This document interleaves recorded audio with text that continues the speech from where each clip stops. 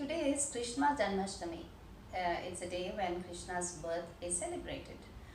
In different parts of the country, it involves extreme sport. It's where people, boys especially and men, form groups and create a human pyramid. And they would try to, reach for a pot just tied with a rope across the street, and this pot contains a lot of money. These groups go from one pandal. Pandal is a temporary shed with different local communities set up. So they go from one pandal to another and try to challenge themselves. It's pretty much an extreme thing. So this is also part of the tradition, and interestingly yoga has games which are that very challenging and quite severe.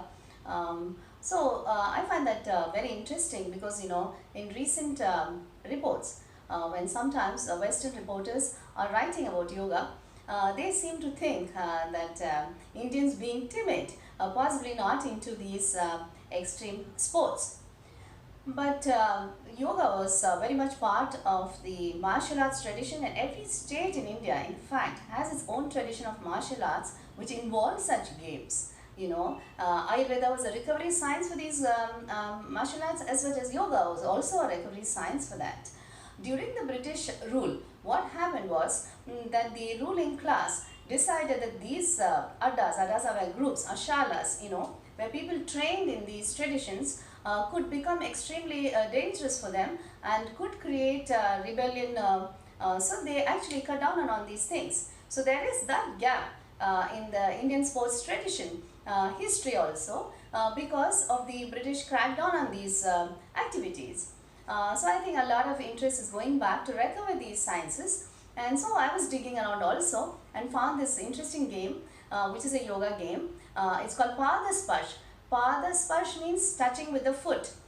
If you remember hopscotch, at least my generation, we played that. We didn't have mobile or electronic gadgets, so we had to really physically challenge ourselves. We played these games for hours. But Sparsh takes this game, even the challenge of this game, one notch ahead. So it's a very exciting game.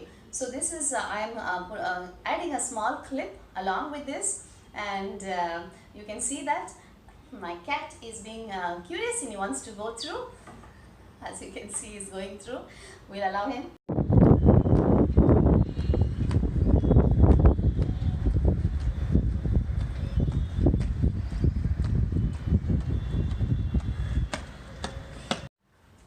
In Sparsh, there is a group of players and they are standing in a ground, and one of the players is folded his leg, and his hand is behind. The same hand has the folded leg, and the same side is behind, and he is hopping across the ground trying to touch as many people with his foot. At the point when he comes to the person, he puts his foot out, tries to touch them, and as many people as he can. If his foot touches the ground, then he is out of the game.